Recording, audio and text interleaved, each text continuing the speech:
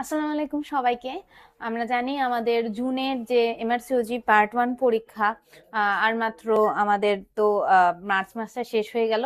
April, মে, June, June মাসের একদম লাস্টের দিকে আপনাদের পরীক্ষাটা, জুন মাসের 30 তারিখে আপনাদের পরীক্ষাটা।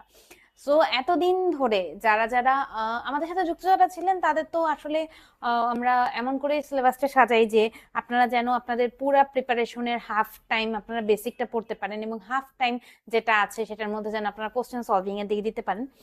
আমি একটা কথা বলতে চাই যারা এমআরসিওজি পার্ট 1 এর জন্য প্রস্তুতি নিচ্ছেন তাদের জন্য, যে খালি বেসিক পড়লে হবে না, খালি কোশ্চেন সলভ করলে হবে না। কেউ যদি মনে করে থাকেন আপু আমি খালি রিকলস পড়বো, রিকলস পড়ে আমি পরীক্ষা দিতে চাইবো, এক সময়ে এগুলা অনেক বেশি মানে পসিবল ছিল যে রিকলস পড়ে গেলে অনেক কোশ্চেন কমন আসে। বাট এখন এমআরসিওজি পার্ট 1 পরীক্ষার প্যাটার্ন অনেক বেশি চেঞ্জ হয়ে গেছে। রিকলসের টপিকস কমন আসে, আপনাকে জানতে হবে যে রিকলসের টপিকস কমন আসে, কিন্তু রিকলস থেকে হুবহু কোশ্চেন এটা আসলে এখন খুবই কম আসে। বিশেষ করে আমি যেটা গত সেশনের, আমি আজকেও কোশ্চেনগুলো রিভিউ করতেছিলাম জানুয়ারি 2026 এর, আমি দেখতেছিলাম যে আসে নাই যে ওই রিলেটেড টপিকস থেকে কোশ্চেনগুলো আসছে, কিন্তু একদম হুবহু যে কোশ্চেনগুলো আগে আসতো যে এমআরসিওজি পার্ট 1 এ যে প্রিভিয়াস রিকলস থেকে কোশ্চেনগুলো, সেগুলা কিন্তু এখন আর পরীক্ষায় আসে না। সো এটা অনেক বেশি ইম্পর্টেন্ট যে আপনি রিকলসটা আপনি যেন ঠিক করে করে বুঝে পড়েন। এবং এখনই যেহেতু আপনার পরীক্ষার আর মাত্র 3 মাস বাকি, অনেকেই আছে আপনাকে বলবে যে রিকলস খালি লাস্টের 1 মাস পড়লেই হয়। হ্যাঁ, আমার আমার কথা যদি শুনেন আসলে এইটা খুব একটা বেশি ভালো বুদ্ধি না। এখন থেকে আপনার রিকলস পড়া শুরু করতে হবে। এবং অ্যাকচুয়ালি রিকলস কিভাবে করে পড়তে হয়, একটা রিকলস আপনি যখন পড়বেন কিভাবে একটা, আপনারা অনেকে কোশ্চেন জিজ্ঞেস করেন যে আপু একটা রিকলস যখন আমি পড়বো, একটা তো রিকলস বই বাজারে অনেকগুলো বই আছে, আমাদের জেনেসিস এর বই আছে, তো রিকলস যদি আমি পড়ি জাস্ট খালি কোশ্চেনের অ্যান্সার গুলো মুখস্থ করে যাই, এভাবে পড়বো নাকি রিকলস কিভাবে পড়বো? অনেকেই মেসেঞ্জারে বা টেলিগ্রামে কন্টিনিউয়াসলি কোশ্চেন গুলার আমাদেরকে নক দিতেছেন। তো তাদের জন্য এই লাইফটা, যে একটা রিকলস যদি আসে তাহলে হচ্ছে কিভাবে করে কোশ্চেন গুলো অ্যান্সার দিবেন। আমি গত 10টা সেশন থেকে যে কোশ্চেন গুলা রিপিটেডলি পরীক্ষায় আসছে এরকম কয়েকটা কোশ্চেন নিয়ে আসছি আপনাদের জন্য। সেগুলা আমরা একসাথে করে সলভ করি, তাহলে আমি যেভাবে করে সলভ করব আপনারা রিকলস বইটা ওইভাবে করে সলভ করতে চেষ্টা করবেন। আচ্ছা, দেখেন প্রথম কোশ্চেন যেটা বলছে, একটা sexually active girl present with dome shape ulcer, dome shape ulcer on the vulva এবং থাই। এখানে দুইটা জিনিস ইম্পর্টেন্ট, একটা হচ্ছে সেক্সুয়ালি অ্যাক্টিভ লেডি, তার মানে কি it's a STI, okay, plus এখানে একটা ডোম শেপড আলসার আছে। সো কোন একটা এসটিআই যেটা হচ্ছে ডোম শেপড আলসার ফর্ম করে, এটা আমাদের জন্য জানাটা অনেক বেশি জরুরি। এটা হচ্ছে মলাস্কাম কন্টাজিওসাম। হ্যাঁ, মলাস্কাম কন্টাজিওসাম, এটা হচ্ছে ডোম শেপ আলসার ফর্ম করে। এটা এভাবে করে পরীক্ষায় আসতে পারে, অথবা আরেকটা ভাবে পরীক্ষায় আসতে পারে যে আপনাদেরকে ডোম শেপ আলসারের ছবিটা দিয়ে দিবে। সো আপনাদের কাজ হচ্ছে গুগল থেকে ডোম শেপ আলসার যেটা আছে এইটার ছবি তুলে নেওয়া।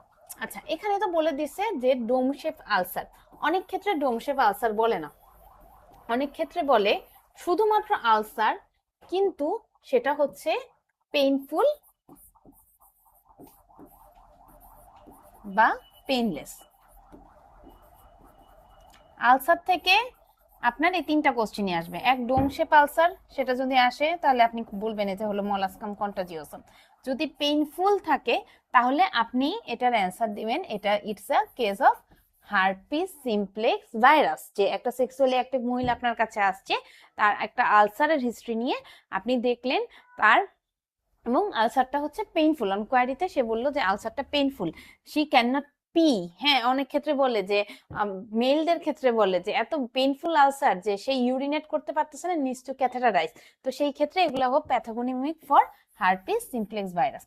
কিন্তু একই সাথে যদি আপনাকে বলা হয়ে থাকে যে it's a painless ulcer, it's a painless ulcer, ওর একটা আলসার হয়েছে কিন্তু সেই আলসারটা হচ্ছে পেইনলেস, তো সেই ক্ষেত্রে আপনি কোনটা চুজ করবেন? সিফিলিস। এই আলসার থেকে আপনার আর কি কি পড়তে হবে? হার্পিস সিমপ্লেক্স ভাইরাসের ট্রিটমেন্ট আলাদা আলাদা করে আছে, ফার্স্ট ট্রাইমেস্টারে কি, সেকেন্ড ট্রাইমেস্টারে কি, থার্ড ট্রাইমেস্টারে কি। এইটা তো অনেক বেশি ইম্পর্টেন্ট, এটা ট্রিটমেন্টটা অনেক বেশি ইম্পর্টেন্ট। এবং সিফিলিসের যেটা আছে, সিফিলিসের হচ্ছে ইন্টারপ্রিটেশন যেটা আছে, ইন্টারপ্রিটেশনটা অনেক বেশি ইম্পর্টেন্ট। এবং তার সাথে এটা ট্রিটমেন্ট, ট্রিটমেন্টটাও হচ্ছে আপনার মানে ট্রাইমেস্টার ওয়াইজ যে ট্রিটমেন্টটা আছে সেই ট্রিটমেন্টটা। আর মলাস্কাম কন্টাজিওসাম থেকে সাধারণত জাস্ট খালি ডায়াগনোসিস বাদে আর কোনো কোশ্চেন আসে না। তো একটা যদি আপনি কোশ্চেন পড়তে যান, আপনার কাজ হচ্ছে একটা রিকলস থেকে এইভাবে করে পড়া। যে আপনি যখন হারপিস পড়বেন, আপনার মাথায় থাকবে যে আপনি হারপিস যে একটা পেইনফুল আলসার, এটা মনে রাখবেন, হারপিসের ট্রিটমেন্টটা ঠিক মতো করে পড়বেন। এবং আপনি যখন সিফিলিস পড়বেন, আপনি অবশ্যই এটা যে একটা পেইনলেস আলসার মনে রাখবেন এবং এটার ইন্টারপ্রিটেশন পড়বেন। একটা রিকলস এমন করে আপনি গুছাবেন, এই যে রিকলসের পাশে আমি এই যে এই কথাটা, আপনি ডোমশেপ আলসার যেটা সেটার পাশে এই কথাটা লিখে রাখবেন যে আলসার থেকে বাকি এই কোশ্চেন পরীক্ষার হলে আসে। আচ্ছা, ব্লাড ট্রান্সফিউশন, আচ্ছা, ক্যারিওটাইপিং অফ দ্য টার্নার সিনড্রোম। হ্যাঁ, টার্নার সিনড্রোম আমাদের বলা হয়ে থাকে যে ইনফার্টিলিটিতে মোস্ট কমন কজ যদি বলা হয়ে থাকে, আপনারা কি বলতে পারবেন যে মোস্ট কমন মানে জেনেটিক কজ বা সেক্স ক্রোমোজোমাল কজ কি? ইনফার্টিলিটিতে most common cause is male factor, হ্যাঁ, সেটা হচ্ছে 50% কেসে। বাট আপনাকে যদি বলা হয়ে থাকে যে সেক্স ক্রোমোজোম রিলেটেড ক্রস, হ্যাঁ, বা অ্যানোপ্লয়েডিক কজ যেগুলো আছে সেগুলোর মধ্যে কোনটা? এটা হচ্ছে ক্লিফিংটার সিনড্রোম যদি ওভারঅল বলে। যদি ফিমেল বলে তাহলে হবে হচ্ছে টার্নার সিনড্রোম। সো এইটা আমাদের জন্য জানাটা অনেক বেশি জরুরি, হ্যাঁ, যে একটা টার্নার সিনড্রোমের পেশেন্টটা আমাদের জন্য জানাটা অনেক বেশি জরুরি। টার্নার সিনড্রোমের পেশেন্টের আপনার কি কি থাকে? টার্নার সিনড্রোমের একটা পেশেন্ট আমাদের কাছে ক্লিনিক্যাল ফিচার কি কি নিয়ে আসে? টার্নার সিনড্রোমের পেশেন্ট আমাদের কাছে short stature, webbing of the neck, cubitus valgus, এগুলা নিয়ে, হাইপারটেনশন, এগুলা নিয়ে আমাদের কাছে যখন একটা পেশেন্ট আসে, এবং অবশ্যই প্রাইমারি অ্যামেনোরিয়া অ্যাজ আমরা গাইনোকোলজিস্ট আমাদের কাছে যখন নিয়ে আসবে, এই ক্লিনিক্যাল ফিচারগুলা নিয়ে পেশেন্টরা আমাদের কাছে আসে এবং আমরা তখন মনে করি, আমরা তখন সাসপেক্ট করি যে it's a case of Turner syndrome. তো আপনি তখন কনফার্ম করার জন্য কি করতে দিবেন? ক্যারিওটাইপিং করতে দিবেন। ক্যারিওটাইপিং এ আপনি কি পাবেন? ক্যারিওটাইপিং এ আপনি পাবেন, সাধারণত আমরা পাই 45XO, কখনো কখনো একটা মোজাইক ভ্যারাইটি 45XX পাওয়া যেতে পারে। সেটা আপনাদের জন্য খুব একটা বেশি ইম্পর্টেন্ট না।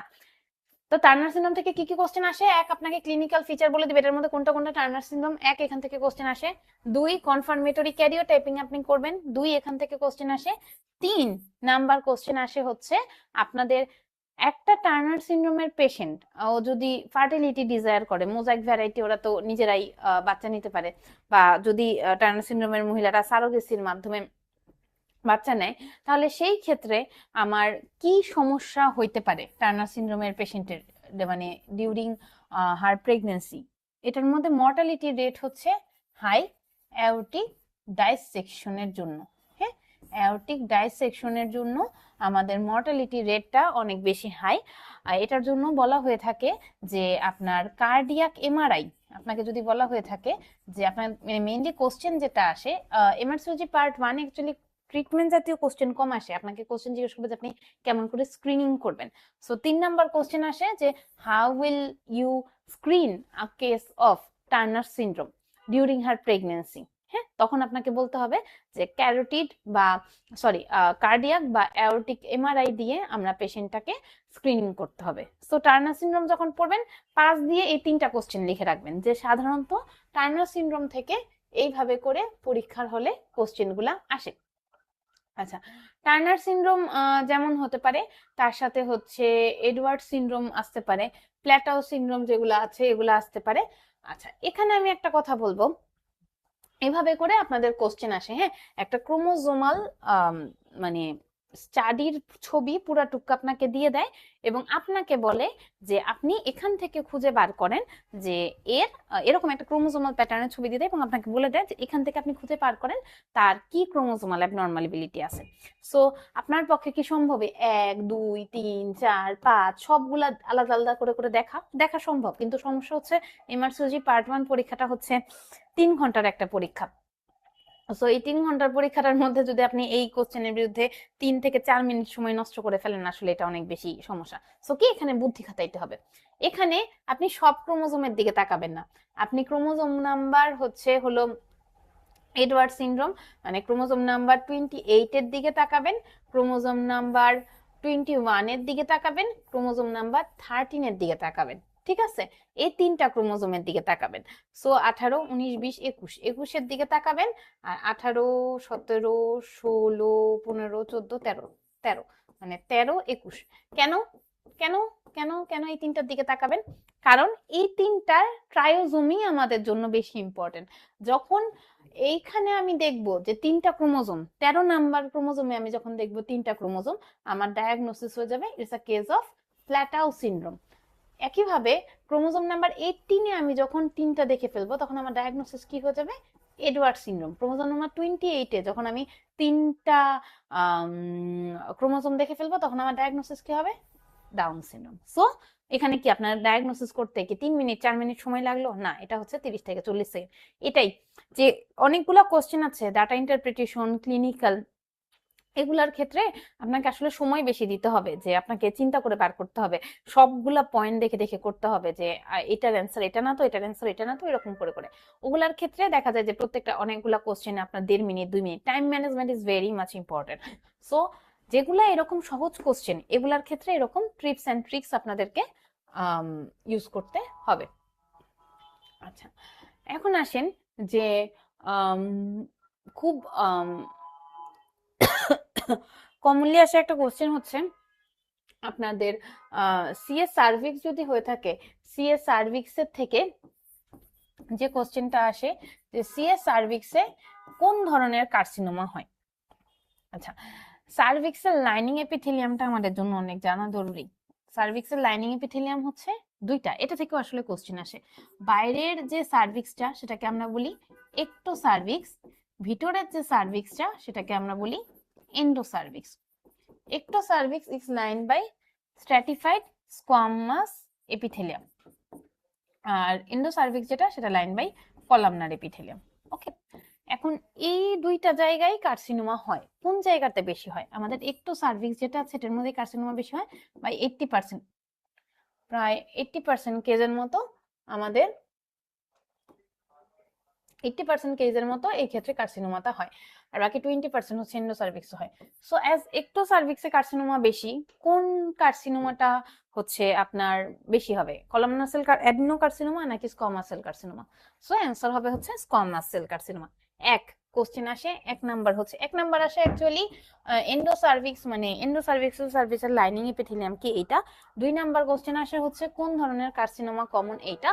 3 নাম্বার বলে দেয় যে কেরাটিন পার্ল যদি থাকে তাহলে আপনি হিস্টোপ্যাথোলজিতে আপনি কি ধরনের কার্সিনোমা পাবেন, তখন বলবেন আপনি হচ্ছে এটি মানে সার্ভাইকাল কার্সিনোমার হচ্ছে স্কোয়ামাস সেল কার্সিনোমা।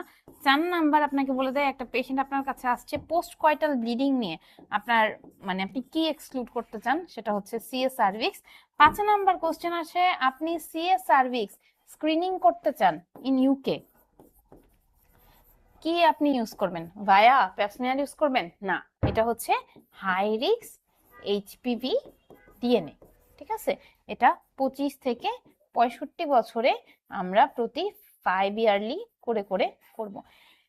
আপনার সিএস সার্ভিক্স থেকে যদি আপনি এই কয়টা জানেন এবং তার সাথে হচ্ছে এইচআর এইচপিভি ডিএনএ এর হচ্ছে, যদিও এটা মাইক্রোবায়োলজির এইচপিভির আলাদা জিনিস, যে কোন কোন এইচপিভি স্ট্রেন এটার সাথে অ্যাসোসিয়েটেড, এটা হচ্ছে 16 এবং 18 নাম্বার স্ট্রেন এটার সাথে অ্যাসোসিয়েটেড। আচ্ছা, এইখান থেকে এই এইচআইভি থেকে এই কোশ্চেনটা আসে যে আপনাদের কিরকম ছবি দিয়ে দিতে পারেন, পিক্টোরিয়াল কোশ্চেনগুলো আপনাদেরকে পড়তে হবে, যে এরকম মাঝখান দিয়ে বলে দেয় যে রিভার্স ট্রান্সক্রিপ্টেজ এনজাইম কোনটার মধ্যে থাকে। আচ্ছা, আমি বললাম না যে অনেকগুলা কোশ্চেন আছে আপনি অনেক সহজে অ্যান্সার দিতে পারবেন, অনেকগুলা কোশ্চেন আছে আপনাকে সময় দিয়ে বলতে হবে। এই যে এটা হচ্ছে এরকম একটা কোশ্চেন যে আপনাকে সময় দিয়ে বলতে হবে। একটা পেশেন্ট আসছে অ্যাকিউট সুপ্রাপিউবিক পেইন নিয়ে, nausea, fever, LMP 2 weeks back, cycle regular, haemoglobin normal, CRP increase, what is your diagnosis? আচ্ছা, ফার্স্টে আসেন, এগুলা আসলে আপনি কোনোটাই সরাসরি অ্যান্সার বলতে পারবেন না, যে এখানে এমন কোনো ক্লু নাই যেটা দিয়ে আপনি বলে দিতে পারবেন হ্যাঁ আপু এটার ডায়াগনোসিস এই চারটার মধ্যে একটা। সো আপনাকে এটার মধ্যে কিভাবে কোন ক্রাইটেরিয়ার মাধ্যমে আপনার অ্যান্সার দিতে হবে, বাই এক্সক্লুশন ক্রাইটেরিয়া, একটা একটা করে আপনি বাদ দিয়ে আপনি যেটা দেখবেন যে যেটা আপনার বেঁচে থাকবে ওইটাই হচ্ছে আপনার কোশ্চেন। সো পিআইডি কি হবে এখানে? পিআইডি তে এখানে প্রথম কথা বলছে, পিআইডি এর ক্ষেত্রে এখানে পজিটিভ ফিচার হচ্ছে যে পিআইডি তে যেহেতু একটা ইনফ্ল্যামেটরি কন্ডিশন, এখানে সিআরপি রেইজ থাকে, এটা হচ্ছে এটার পজিটিভ ফিচার। বাট এটার একটা নেগেটিভ ফিচার আছে, এখানে বলছে অ্যাকিউট সুপ্রাপিউবিক পেইন হয়। পিআইডি তে পেইন অলওয়েজ বাইল্যাটারাল হয়, কখনো সুপ্রাপিউবিক পেইন হয় না, সো পিআইডি কাটা। আচ্ছা, একটোপিক প্রেগন্যান্সি, একটোপিক প্রেগন্যান্সিতে সুপ্রাপিউবিক পেইন হতে পারে, কিন্তু কথা হচ্ছে একটা নর্মাল সাইকেলের মহিলার এলএমপি 2 উইকস ব্যাক, তার মানে তার মিস পিরিয়ডের কোনো হিস্ট্রি নেই। আমি একটোপিক প্রেগন্যান্সি কখন চিন্তা করব? যখন একটা মহিলার মিস পিরিয়ড থাকবে এবং যে সুপ্রাপিউবিক পেইন নিয়ে আসবে।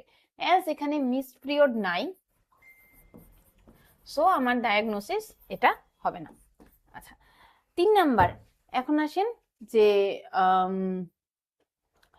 মেটেলমার্ট সিনড্রোম, 4 নাম্বারটাই আগে। মিডলমার্ট সিনড্রোমে যদি হয়, হ্যাঁ এটা এলএমপি 2 উইকস ব্যাক, মানে হচ্ছে মিডলমার্ট সিনড্রোম সাধারণত কখন হয়? আমাদের ওভুলেটরি টাইম পিরিয়ডটার মধ্যে হয়, তার মানে কি এটা 14 দিনের মধ্যে, রাইট? এটার মধ্যে সুপ্রাপিউবিক পেন হতে পারে, রাইট?